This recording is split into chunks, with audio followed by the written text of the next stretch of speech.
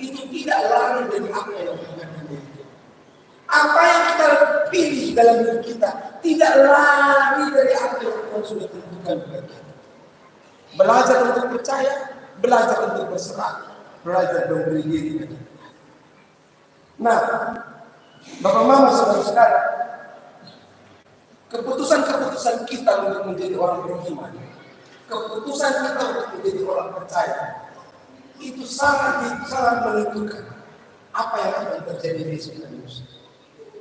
Kita salah memilih hari ini, besok kita akan ketemu pilihan yang sama. Tapi kalau kita benar memilih apa yang benar hari ini, besok dan lusa pilihan itu akan membawa kita kepada Allah. Dan karena itu kita belajar, mari kita berdoa, mari kita bertekun, mari kita minta Tuhan memimpin kita, supaya apapun yang kita pilih, apapun yang kita putuskan, itu merupakan kelanjutan dari apa yang telah Allah kerjakan. Pendewasaan rohani itu pilihan kita, itu keputusan kita atas tanggung jawab yang Tuhan sudah.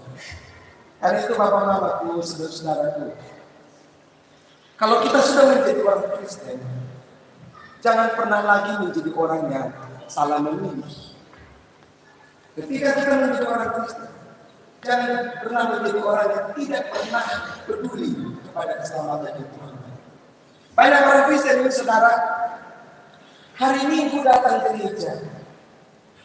Pas mau datang ke gereja, dia bertobat. Tuhan, satu minggu ini saya sudah bikin ini, itu. Sudah, selesai. Nah besok, hari Senin, hari Minggu tobat. Hari Senin lebih kuat dulu. Saya rasa kuat dulu. Malam Rabu makin aktif. Hari Sabtu makin kualat. Hari Minggu dia bilang tobat. Saudara, itu Kristen tobat. Tobat umat. Kristen tobat itu yang begitu. Tetapi kalau kita sudah dibenarkan oleh Allah, kita harus belajar untuk meninggalkan dosa. Kita belajar untuk menjadi dewasa secara rohani. Nah, karena itu saudara, Rasul Paulus menulis di dalam bacaan kita itu, aku berdoa supaya kalian semua orang kudus. Semua orang kudus itu siapa? Orang-orang Kristen. Siapa orang kudus dalam gereja? Dalam gereja ini, saudara, menurut ajaran Protestan, tidak ada orang yang disebut orang yang paling suci. Kalau kita ketemu orang dalam gereja, saudara tidak akan ketemu orang yang suci tidak berdosa. Semua majelis jemaat di sini juga berdosa. Betul tidak? Pendeta-pendeta yang pernah melayani di sini juga orang berdosa. Dalam ajaran gereja Protestan tidak pernah ada yang namanya orang suci, santo atau santa. Dalam ajaran gereja Protestan, semua orang berdosa.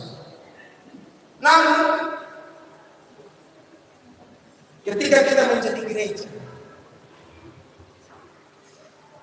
kita menjadi benar karena Allah.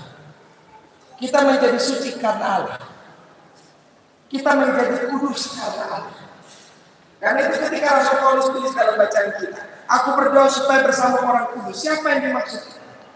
Dalam gereja tidak ada orang suci, tetapi yang ada hanya orang berdosa yang disucikan Allah.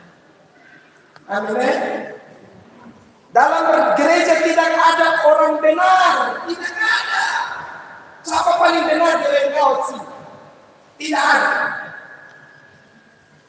Dalam gereja tidak ada orang paling benar, tetapi yang ada hanya orang berdosa, tetapi dia dibenarkan.